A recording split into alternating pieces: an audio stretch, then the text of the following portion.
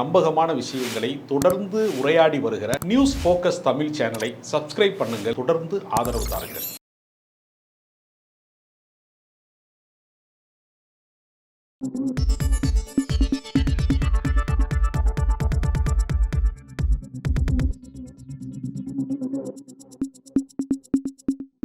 வணக்கம் சார். வணக்கம். தமிழ்நாட்டுக்கு மீண்டும் அமித்ஷா வராரு. மதுரையை டார்கெட் பண்ணியிருக்கிறாங்க. கோயம்புத்தூரில் திட்டமிடப்பட்ட அந்த மீட்டிங் வந்து மதுரைக்கு மாற்றப்பட்டுச்சு அப்படின்னு சொல்லி செய்திகள்லாம் வருது. மதுரை ஏன் இப்போ டார்கெட் பண்ணுறாங்க? இவர் மதுரை வராரு, வந்து போய் 10 நாட்களில் பாஜகவும் இந்து மக்கள் முன்னணியும் ஒரு முக்கியமான நிகழ்வு முன்னெடுக்க போகிறாங்க. முருகர் மாநாடு அவரை நிகழ்த்த போகிறாங்க. டோட்டலாக மதுரையை டார்கெட் பண்ணி பாஜக பெரிய அளவில் காய் நகர்த்துறாங்க. எப்படி பார்க்குறீங்க? அமித்ஷா அவர்கள் தேர்தலை மையமாக வைத்து தான் மதுரைக்கு வருகிறார். தமிழ்நாட்டிலே சமூக நல்லிணக்கம் சரியாக இருக்கிற வரைக்கும் பாஜக தலைக்காது முளைக்காது என்கிற விஷயம் அவருக்கு தெரியும். எனவே திருப்பரங்குன்றத்தை மையமாக வைத்துக்கொண்டு இது ஒட்டுமொத்தமாக யாருடைய மலை, சிக்கந்தர் மலையா கந்தர் மலையா என்கிற ஒரு விஷயத்தை அவர்கள் தொடங்கினார்கள். ஆனால் அதை தொடர்ந்து நடத்துவதற்கு மக்களிடத்திலே பெரிய அளவிலே ஆதரவு கிடையாது. வெளியூரிலிருந்து ஆட்களை இறக்குமதி செய்து கொண்டு உள்ளூர்காரர்களின் ஒப்புதல் இல்லாமல் அவர்கள் இந்த கோஷத்தை எழுப்பினார்கள். அதன் தொடர்ச்சியாகத்தான் இப்பொழுது அவர்கள் ஒரு மாநாட்டை ஏற்பாடு செய்கிறார்கள். இது பக்தர்களின் மாநாடு அல்ல, இது சங்கிகளின் மாநாடு என்று அறநிலையத்துறை அமைச்சர் சேகர் பாபு கூட இன்றைக்கு தெரிவித்திருக்கிறார். ஆனால் அமித்ஷா வருவது என்பது சென்ற முறை அவர் வந்தபோது தான் அதிமுக கூட்டணி சம்பந்தமான அறிவிப்பை வெளியிட்டார். இப்பொழுது வருகிற போது இன்னும் சில கட்சிகளை, பாமக, தமிழக வெற்றிக் கழகம் போன்ற ஏதாவது அரசியல் கட்சிகளை இல்லை, அவர்களுடைய எல்லைக்குள் அது இருக்கிறது, அவர்களுடைய ரேடாரில் அது இருக்கிறது. நயினார் நாகேந்திரன் சொல்றாரு, திமுகவை எதிர்ப்பவர்கள் அனைவருமே ஒரு குடையின் கீழ் ஒன்று திரள வேண்டும், ஒன்றாக மாறணும், அதனால தாவேக்காவுக்கு நாங்கள் அழைப்பு விடுப்போம்னு அவர் சொல்றாருன்னா, விஜயினுடைய சம்மதத்தோடு சொல்லுகிறாரா, விஜயோடு பேச்சுவார்த்தை நடத்தி கொண்டே சொல்லுகிறாரா, இல்லை ரகசியமாக நட்பிலே இருக்கிறார்களா, உறவிலே இருக்கிறார்களா? பல கேள்வி இருக்கிறதுல. எல்லாரையும் அப்படி சொல்ல மாட்டார்கள்ல. எத்தனையோ கட்சிகள் இருக்கிறது. நாங்கள் தமிழக வெற்றி கழகத்திற்கு அழைப்போம் அப்படின்னு சொல்கிறாங்கன்னா ஒரு உரிமையில தான் அழைக்கிறாங்க. யாரை அழைக்க வேண்டும் என்பதில் அவர்களுக்கு ஒரு முன்முடிவு இருக்குல்ல. அதனால் இன்னும் சில கூட்டணியை பலப்படுத்துகிற லெட்டர்பேடு கட்சி இருந்தால் கூட விடக்கூடாது. ஏன்னா தமிழ்நாட்டை பொறுத்த வரையில் கட்சிகளை விலைக்கு வாங்குவது அப்படிங்கிறதுல பாஜக ஓரளவுக்கு வெற்றி பெற்றிருக்காங்க. இங்கே சின்ன சின்ன கட்சியாக புதிய தமிழகம், கிருஷ்ணசாமி, ஜான் பாண்டியன், ஒவ்வொரு இடமா நீங்கள் பார்த்தீங்கன்னா தெரியும். சிறு கட்சிகளை இந்த தலைவர்கள் அடையாளம் பெற்றிருப்பாங்க. அவங்களுக்கு பின்னாடி பெரிய மக்களினுடைய அணிவகுப்போ பெரிய ஆதரவு நிலைப்பாடோ இருக்காது. இருந்தாலும் எங்கள் கட்சியில் இவங்கெல்லாம் இருக்காங்க காட்டுறதுக்காக அவங்க என்ன செஞ்சாங்க, இவங்களெல்லாம் உள்ள அழைத்தாங்க. அதே மாதிரி பார்த்தீங்கன்னா சில கட்சிகளை இணைத்தார்கள். அதில் ஒன்று தான் நமக்கு சரத்குமாருடைய அந்த நள்ளிரவு கனவின் திகிர் கனவின் வழியாக, பகீர் கனவின் வழியாக ஒரு திகில் முடிவோடு எடுக்கப்பட்ட ஒரு விஷயம். அப்போ சமத்துவ மக்கள் கட்சியில் இருக்கக்கூடிய சமத்துவத்தை அங்கே மக்கள் கிடையாது, சமத்துவமும் கிடையாது. நடிகராக இருப்பவரை சாதாரண தொண்டர்கள் அணுகவே முடியாது. எனவே சமத்துவமும் இல்லை, மக்களும் இல்லை, நமக்கு எதுக்கு கட்சி, இங்கு மீன்கள் விற்கப்படும் அப்படின்னு ஒரு வடிவேலோட ஜோக் இருக்கு இல்லையா?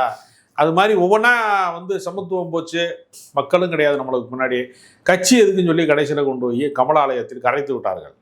அது மாதிரி ஒவ்வொரு கட்சியாக அவர்கள் என்ன செய்கிறாங்க, இப்போ பாமகவை ரொம்ப தெளிவாக இரண்டாக உடைத்து தந்தைக்கும் மகனுக்குமான சண்டையை தீமுட்டி வைத்திருக்கிறார்கள். அது ஒரு வைராக்கியமாக ராமதாஸ் இவரை மறுக்கிறார், இவர் வேறொரு கூட்டணி தான் என்று சொல்லுகிறார். இந்த மாதிரி பஞ்சாயத்துக்களை எல்லாம் தமிழ்நாட்டிலே உருவாக்குவதற்காக அமித்ஷா வருகிறார் என்றால் அது யதார்த்தமானது அல்ல, இயல்பானது அல்ல. மதுரையில் மத ரீதியாக மக்கள் ஒன்று திரளணும், இந்த பக்கம் கட்சிகள் ஒன்று திரளணும். தமிழ்நாட்டினுடைய சமூக நல்லிணக்கம் சமநிலையில் இருக்கக்கூடாது, சீர்குலையணும். இப்படி இருந்தால் தானே தாமரை மலரும். வேறு எப்படி வாய்ப்பு இருக்குது? இன்னும் 10 மாதம் தான் இருக்கிறது தேர்தலுக்கு. எனவே அவருடைய வேலை திட்டங்களை ஆரம்பித்து விட்டார். Okay, right sir. இப்போ அவங்களுக்கான பாசிபிலிட்டிஸ் என்ன இருக்குன்னு பேச வேண்டியதாக இருக்குது. ஏற்கனவே அதிமுகவை வேக வேகமாக கூட்டணிகளை கொண்டு வந்தாங்க, அது ஜெல்லாக மாட்டேங்குது அப்படின்ற பிரச்சனை போயிட்டுருக்கு. அதுக்கப்புறம் இப்போ வரக்கூடிய சந்திப்பில் புதிய கட்சி எதை கொண்டு வர போகிறாங்க, அது எப்படி ஜெல்லாகும்? பிரதான கட்சி அதிமுக, அதுவே ஜெல்லாகலைன்னா புதுசாக அவங்க டார்கெட் பண்ணுற பாமகவோ தேமுதிகவோ இல்லை மற்ற சின்ன சின்ன கட்சிகளோ அது எப்படி ஜெல்லாகும்? எப்படி இந்த 26 நோக்கி அவங்களோட ஸ்ட்ராட்டஜி எப்படி சரியா இல்லை? அதாவது சாதி வெறியும் மத வெறியும் ஒரு புள்ளியில் சந்திக்க வேண்டும் என்பதற்காக தான் பாமகவை அழைக்கிறாங்க. அவர்களை பொறுத்தவரையில் எல்லாமே சோசியல் இன்ஜினியரிங் தானே. சமூகத்தினுடைய பிளவுகளை வந்து கூர்தீட்டுகிற, அதை வந்து மொத்தமாக அரசியலாக மடைமாற்றம் செய்கிற வேலையைத்தான் அவங்க மணிப்பூர்ல வந்து குக்கி இன மக்களுக்கும் மெய்த்தி இன மக்களுக்குமே அவங்க செஞ்சது சோசியல் இன்ஜினியரிங் தானே சொல்றாங்க. அப்ப கலவரத்திற்கான விதைகளை தூவுகிற வேலையை செய்யறாங்க. அது முளைக்குதா முளைக்கலையாங்கிறது அப்புறம். கட்சி பிளவு என்பது அவர்களுக்கு ஆதாயம். பாமக இரண்டாக உடைவது என்பது அவர்களுக்கு ஒரு பகுதியை தங்கள் பக்கம் எடுத்துக்கொள்ளலாம். அன்புமணி வந்து முழுமையாக நிபந்தனை இல்லாமல் பாஜகவை ஆதரிக்கிறார். ஆனால் ராமதாஸ் வந்து ஒத்துழைக்க மறுக்கிறார். அதனால தானே ஆடிட்டர் குருமூர்த்தியெல்லாம் தூது விடுறாங்க. சும்மாவா தூது விடுறாங்க? பண்ருட்டி வேல்முருகனுடைய சகோதரர் போய் பார்த்தார் அப்படின்ன உடனே அடுத்த கட்டமாக பாய்ச்சலாக வந்து ஒருவேளை திமுக கூட்டணிக்கு ஏதாவது போய் விடுவாங்களோ, தூது விட்டுருவாங்களோ. ஏன்னா ஒருவேளை வந்து பண்ருட்டி வேல்முருகன் வந்து திமுக அணியில் இருக்கிறாரு, அது மாதிரி ஒரு பேச்சுவார்த்தை வந்து ஐயாவுக்காக நடத்தக்கூடிய வாய்ப்பு இருக்கிறது. அப்படி ஏதாவது நடந்து விடக்கூடாது என்பதற்கு தான் அவசரமாக ஆடிட்டர் குருமூர்த்தி அங்கே போறாரு. அரசியல் இல்லாமல் ஒரு சந்திப்பு அவர் நிகழ்த்துவதற்கு வாய்ப்பே இல்லை. சரி, இப்போ இது கூட இன்னொரு விஷயம் சொல்லப்படுது. இப்போ வந்து என்னன்னா, பாமகவை என்டிஏக்குள்ள கொண்டு வர்றது பாஜகவோட பெரிய விருப்பம். அதிமுக அடுத்து 2வது பெரிய கட்சி அதுதான் கொண்டு வர்றதுங்கிறது விருப்பம். ஆனால் இந்த நகர்வுக்கு இடையில வந்து புதிதாக ஜான் ஆரோக்கியசாமி ஒரு முயற்சி மேற்கொள்றதா சில செய்திகள் வருது. தாவேக்கா கூட பாமக இணைக்கக்கூடிய ஒரு அரசியல் விஷயத்தை அன்புமணியோட டிஸ்கஸ் பண்ணுறதா ஒரு செய்திகள் வந்துட்டு இருக்கு. அது எந்த அளவுக்கு பாசிபிலிட்டிஸ், அது இல்லை, அதற்கான சாத்தியங்கள் இருக்கிறது. ஏன்னா தனித்து போட்டி என்று வருகிற போது தமிழக வெற்றி கழகத்தினால பெரிய தாக்கம் எதுவுமே உண்டாகாமல் போயிடும். அப்போ தங்களுக்கு வந்து தங்களை ஏற்றுக்கொள்ளக்கூடிய கட்சிகள் அப்படின்னு பார்க்குறப்ப சீமான் வந்து வரம்பு மீறி பேசுகிறார் ஒரு பக்கம், இன்னொரு பக்கம் என்னை காட்டிலும் பெரிய தலைவன் யாரும் இல்லைங்கிறாரு. ஆனால் இப்படி அல்லாத தலைவர்கள் யாராவது இருக்கிறார்களா அப்படின்னு பார்க்குறப்ப வட மாவட்டங்களிலே செல்வாக்கு மிக்க சக்தியாக பல பேர் வந்து பாட்டாளி மக்கள் கட்சியில் இருக்கக்கூடியவர், அந்த சமூகத்தினுடைய ஆட்கள் வந்து பாட்டாளி மக்கள் கட்சியில் இருக்கிறாங்க. அவர்கள் வெளியேறி தமிழக வெற்றி கழகம் மாதிரி ஒரு நடிகனுக்கு பின்னால் போய் விடுகிறார்கள் என்கிற அச்சம் இருக்கு இல்லையா? கூட்டணியின் மூலமாக 2 ஒன்று தான் என்று சொல்வதன் மூலமாக தமிழ்நாடு முழுக்க கொண்டு போய் பாட்டாளி மக்கள் கட்சியை சேர்க்கிற வேலையை வந்து விஜய் செய்யலாம். அந்த பகுதியில் இருக்கக்கூடிய வன்னியர் வாக்கு வங்கியை வந்து தமிழக வெற்றி கழகம் வந்து ஓரளவுக்கு பெர்சன்டேஜை வெளியில் எடுக்கலாம், தங்களுக்கு சாதகமான ஆதரவு வாக்குகளை பெறலாம். எனவே ஒரு தேர்தல் கணக்கிலே வந்து 2 பேரும் முதலமைச்சர் கனவிலே இருக்கிறார்கள். யார் முதலமைச்சர்னு ஜெயிச்ச முன்னாடி சொல்லிக்கலாம். இப்போதைக்கு அவசரம் இல்லை. ஏன்னா யாரும் 2 பேருமே ஆக போகிறது இல்லைல்ல. நம்ம வந்து நடக்காத ஒன்று தானே. அதனால நம்ம அந்த நம்பிக்கையாக சொல்லலாம். விஜய் தான் முதலமைச்சர்னு அன்புமணி சொல்லலாம், அன்புமணி முதலமைச்சர்னு அவர் சொல்லலாம், இரட்டை குழல் துப்பாக்கி மாதிரி நாங்கள் இருக்கோம், 2 பேருமே முதலமைச்சர்னு கூட சொல்லலாம். எதுவுமே நடைமுறைக்கு வரப்போறதில்லை. ஆனால் இப்படி ஒரு வாய்ப்பு இருக்கிறது, ஒரு சாத்தியம் இருக்கிறது என்பதற்கான வேற வழி இல்லாமல் திமுக அதிமுக கூட்டணியில் நீடிக்க முடியாத ஒரு நிலைமை ஏற்பட்டால், வேற அரசியல் பலிக்காமல் விட்டுவிட்டால், ஒருவேளை வந்து இப்படி ஒரு வாய்ப்பை வந்து இப்படி ஒரு கதவை தட்டலாம் என்பதற்கு ஒரு சாய்ஸ் உருவாக்கி வைக்கிறாங்க. ஆனால் சார் வந்து இப்போ என்டிஏன்னு எடுக்கும் பொழுது திமுக பெரிய அளவில் வலிமையான ஒரு கூட்டணி இருக்குது. அதை வீழ்த்தணும் அப்படின்னா ஒரு வலிமையான என்டிஏ உருவாக்கணும். அதில் வந்து அதிமுக இருக்கணும், பிறகு வந்து பாமக இருக்கணும், தேமுதிக இருக்கணும், இந்த மாதிரி சின்ன சின்ன கட்சியில் இருக்கணும். அதெல்லாம் பத்தாதுன்னு சொல்லி இப்போ வந்து விஜயே வரணும். விஜய் வந்து இன்னும் அவரோட ஓட்டு வங்கிங்கிறது என்னங்கிறது தெரியல, அதை செக் பண்ணவே கிடையாது. பட் இருந்தாலும் அவர் வரணும் அப்படிங்கிறத பாஜக வெளிப்படையாக அழைப்பாக கொடுக்குறாங்க அப்படின்னும் போது, ஆனால் அதுக்கு ஒரு முட்டுக்கட்டை போடும் விதமாக தாவேக்காவும் பாமகவும் தனியாக அப்படின்ற ஒரு முயற்சி அப்படிங்கிறது அது என்டிஏக்கு பெரிய நெருக்கடியாச்சு. எப்படி இல்லை, தாவேக்காவும் பாமகவும் தனியாக ஒரு அணி அமைப்பது என்பது 2 பேர் மட்டுமல்ல, வேறு சில கட்சிகளையும் அவங்க அழைப்பாங்க. உதாரணத்திற்கு நாம் தமிழர் கட்சியை வந்து அன்புமணி ராமதாஸ் அழைக்கலாம். வேறு சில அமைப்புகளை வந்து திருமாவளவன் அல்லாத தலித் அமைப்புகளை கூட அவங்க ஒருங்கிணைப்பாங்க. வேறு சில வாய்ப்புகளும் இருக்கிறது. அதனால அப்படி ஒரு முயற்சி என்பது என்னன்னா, ஒரு கடைசி ஆப்ஷன், மெயின் ஆப்ஷனை வைக்க மாட்டாங்க. ஓகே, நீங்கள் வந்து திமுக கூட்டணியா அதிமுக கூட்டணியா என்பதுதான் அரசியல் ரீதியாக ஆதாயத்தை பெற்றுத்தரும். ஆனால் இது போன்ற விஷயங்கள்லாம் ஆதாயத்திற்காக அல்ல. ஒருவேளை நம்மளை நிராகரித்து விட்டால், கடைசி நேரத்தில் வந்து கூட்டணியில் கலட்டி விட்டுட்டா நம்ம போய் அனாதையாக நிற்க முடியாது என்று ஒரு மாற்று ஏற்பாட்டை வந்து உருவாக்கி கொள்கிறார். அந்த நேரத்தில் போய் பேசணும்னா அது ஒர்க் அவுட் ஆகாது. முன்கூட்டியே சில முன்பதிவை செய்து விட்டால், நம்ம வந்து ஒரு கலந்துரையாடலை நிகழ்த்தி வைத்து விட்டால் நமக்கு அது வாய்ப்பாக மாறும் என்கிற அரசியல் கணக்கு தான் அதில் முக்கியமானது. ஸோ என்டிஏல வந்து ஒரு முக்கியமான ஒரு கட்சி வந்து பாமக அடுத்து தேமுதிக. ஆனால் தேமுதிக வந்து திமுக பக்கம் சாய்வதற்கான ஒரு வாய்ப்புகள் இருக்கிறதா சொல்லப்பட்டு இருக்கு. அது நீங்கள் எப்படி பார்க்குறீங்க? சப்போஸ் அதை தடுத்து நிறுத்த வர அமைச்சர் இந்த பயணத்தில் அது எப்படி பார்க்குறீங்க? திமுகவிற்கு இப்பொழுது வந்து வேறு சில கட்சிகள் கூட்டணியை வந்து ஆதரிக்க வேண்டும் என்கிற அவசியம் கூட கிடையாது. ஏனென்றால் திமுகவில் இருக்கக்கூடிய கட்சிகள் எல்லாம் கலைந்து விடுகிற கட்சிகளாக இல்லாமல் நிலைத்திருக்கக்கூடிய கட்சிகளாக இருக்கிறது. அந்த கூட்டணி ஒரு கான்கிரீட் கூட்டணியாக இருக்கிறது, உறுதிமிக்க கூட்டணியாக இருக்கிறது. எனவே இருக்கிறவர்களே சீட்டு பேரத்தை அதிகப்படுத்தக்கூடிய வாய்ப்பும் இருக்கிறது. இப்போ விசிகா போன்ற கட்சிகள்லாம் கூடுதல் சீட் பெறுவோம் என்ற கோரிக்கை இப்பொழுதே பேசுகிறாரு. அப்போ விசிகா அந்த குரலை எழுப்புகிற போது அது விசிகாவோடு நின்று விடாது. அது இடதுசாரி இயக்கங்களாக இருக்கக்கூடிய கம்யூனிஸ்ட் கட்சிகளுக்கும் வேறு சில கட்சிகளுக்கும் எங்களுக்கு கூடுதல் தொகுதி வழங்க வேண்டும் என்கிற கோரிக்கையாக உருப்பெறும். எனவே பாட்டாளி மக்கள் கட்சி திமுகவுக்கு வர வேண்டும், தேமுதிக வர வேண்டும் என்கிற நிலைமையிலே திமுக இல்லை. திமுகவை பொறுத்தவரையில் இந்த இப்பொழுது இருக்கக்கூடிய இந்த கூட்டணியை பத்திரமாக சிந்தாமல் சிதறாமல் வாக்குகள் உடைந்து விழாமல் அப்படியே கொண்டு போய் வெற்றி சிகரத்தில் ஏற்ற வேண்டும் என்று தான் நினைப்பார்களே தவிர வழியில் எல்லாரோடையும் பங்கிட்டுக் கொள்வதற்கு அவர்கள் விரும்ப மாட்டாங்க. அது புரியுது சார். ஆனால் திமுகவுக்கு தேமுதிக தேவை கிடையாது. பட் தேமுதிகவுக்கு திமுகவோட தேவை இருக்குது அப்படிங்கிறத பார்க்குறோம். நான் அங்கே அவங்களுக்கு ராஜ்யசபா சீட் மறுக்கப்பட்டிருக்கு. ஸோ அதனால் இங்கே ஒரு பாசிபிலிட்டிஸ் எதிர்பார்க்குறாங்க. அது ஒன்று. ரெண்டாவது என்னென்னா இப்போ திமுக வெற்றி பெறதுங்கிறது கூட்டணி வலிமை. அதில் மட்டும் வெற்றி பெற முடியாது. ஆப்போசிட்டோட பலவீனத்தில் இது வெற்றி பெற முடியும். அப்போ அவங்களை பலவீனமாக்க தான் இதில் ஒரு யுக்தி. அப்போ அப்படி இருக்கும்போது தேமுதிக இதில் கொண்டு வரும்போது என்டிஏ பலவீனப்படுத்துறதுக்கு ஒரு நல்ல வாய்ப்பு இல்லை. அதை ஸ்டாலின் செய்வாரா? அது எப்படி அமித்ஷா அதை தடுப்பாரா? அது எப்படி நீங்கள் நகரம்னு பார்க்குறீங்க? அதாவது தேமுதிகவினுடைய வாக்கு வலிமை என்பது 1% கீழாக இறங்கிவிட்டது. எனவே அவர்கள் வருவதால் அடையக்கூடிய ஆதாயம்னு ஒன்று இருக்குல்ல, அது எந்த கட்சிக்குமே இல்லை. அப்படி ஒரு ஆதாயம் இருந்தால் அதிமுக அவர்களை விட்டு கொடுத்துருக்காது. ராஜ்யசபா என்ன மந்திரி பதவியே கொடுப்போம்னு சொல்லுவாங்க. அப்போ அடிப்படை என்ன சிக்கல்னா அவர்களுடைய வாக்கு வங்கி என்பது சரிந்து விட்டது. சரிந்து விட்ட ஒரு அரசியல் கட்சியை நாம் ஏன் தூக்கி பிடிக்கணும், நம்ம ஏன் ஒரு வேஸ்ட் லக்கேஜை தூக்கி சுமக்கணுங்கிறக்காகத்தான் அவர்கள் ராஜ்யசபா மறுக்கிறார். திமுகவை பொறுத்தவரையில் தேமுதிகவை அவர்கள் என்றைக்குமே பகையாக பார்த்ததில்லை. தேமுதிக இருந்தால்தான் வெற்றி பெற முடியும் என்கிற நிலைமை 2011 சட்டமன்ற தேர்தலில் இருந்தது. அப்ப 2011 யாரோடு இவர்கள் கூட்டணி என்பதுதான் அந்த தமிழ்நாட்டு அரசியலே தீர்மானிக்கக்கூடிய சக்தி என்பது தேமுதிகவிடம் இருந்தது.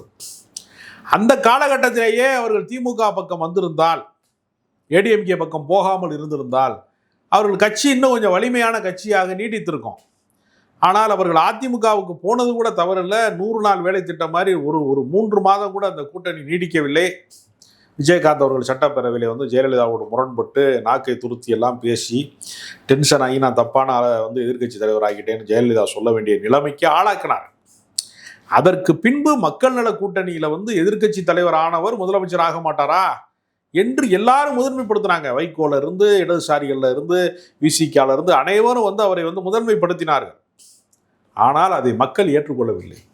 இந்த 3வது அணி அமைப்பது குறித்து மக்களிடத்திலே என்ன அபிப்பிராயம் இருக்கிறது, அந்த கூட்டணி நிலைக்காது, நீடிக்காது, உண்மைத்தன்மையாக இருக்காது என்கிற ஒரு மனநிலை இருக்கிறது.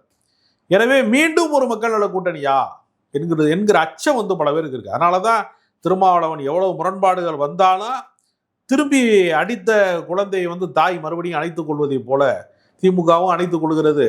அவரும் வேறு இடத்துக்கு போவது கிடையாது. இதே தான் இடதுசாரி என்ன நினைக்கிறாங்க, மதச்சார்பற்ற அணி என்பது திமுக மட்டும்தான். அதிமுகவை நம்ப முடியல. நேற்று வரைக்கும் பாஜக கூடாதுனாங்க, முடியவே முடியாது, கூட்டணிக்கு போக மாட்டேன்னாங்க. திடீர்னு போய் மறுபடியும் அமித்ஷாவை சிந்தித்து கூட்டணியை உறுதிப்படுத்துறாங்க. அப்போ தமிழ்நாட்டிலே மாற்று அரசியல் பேசுகிறவர்களுக்கு போக்கிடம் இல்லாமல் போய்விட்டது. அப்போ அவர்கள் என்ன செய்வார்கள், திமுக கூட்டணியில் நீடிப்பதை தவிர அவர்களுக்கு வேற ஏதாவது வாய்ப்பு இருக்கிறதா? எந்த சாய்ஸுமே இல்லையே.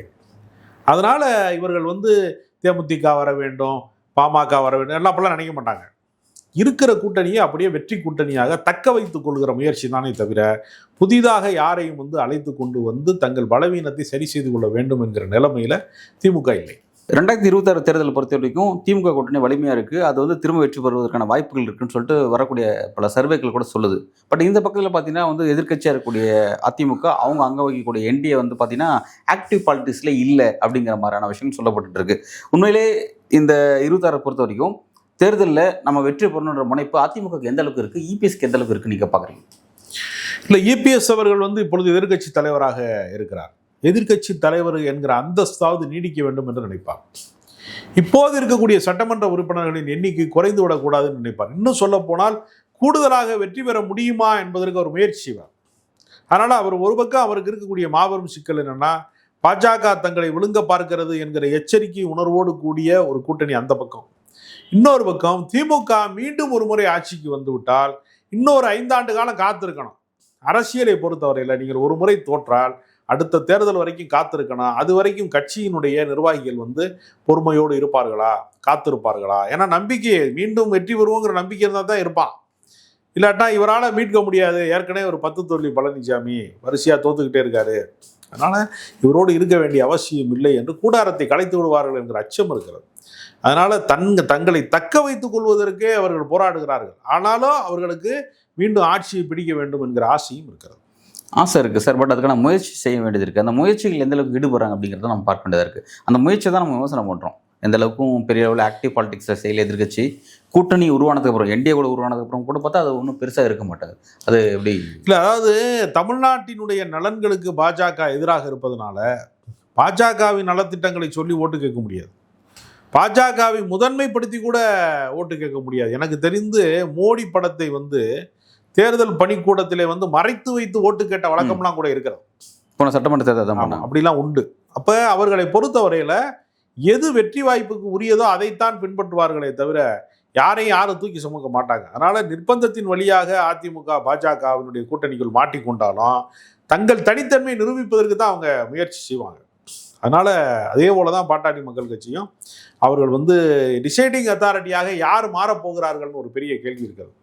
அது அன்புமணியினுடைய கைகளை விட்டு நழுவி ராமதாஸினுடைய கட்டளைக்கு எல்லாமே போய்விடுமோ, வன்னியர் சங்கம் அவருக்கு பின்னால் இருக்கிறது, அவர்தான் நிறுவனர், அவருடைய அனுமதி இல்லாமல் பொதுக்குழுவை கூட்ட முடியாது என்ற அந்த கட்சியினுடைய அமைப்பு விதிகள் பேசுகிறது என்கிற அடிப்படையில் அதனால்தான் ஆடிட்டர் குருமூர்த்தி போன்றவர்கள்லாம் ராமதாஸை சந்திக்கிறார்களே தவிர அதிகாரம் யார் பக்கம் போக போகிறது, கட்சியினுடைய நிர்வாகம் யார் பக்கம் போக போகிறது, மக்கள் யாரை நம்புவார்கள் என்கிற கேள்வியோடு தான் பாமக தத்தளித்துக் கொண்டு அடுத்த கட்ட தேர்தல் அரசியல் எதை நோக்கி நகர்றதுங்கிறது பொறுத்து பார்க்கலாம் சார். நன்றி.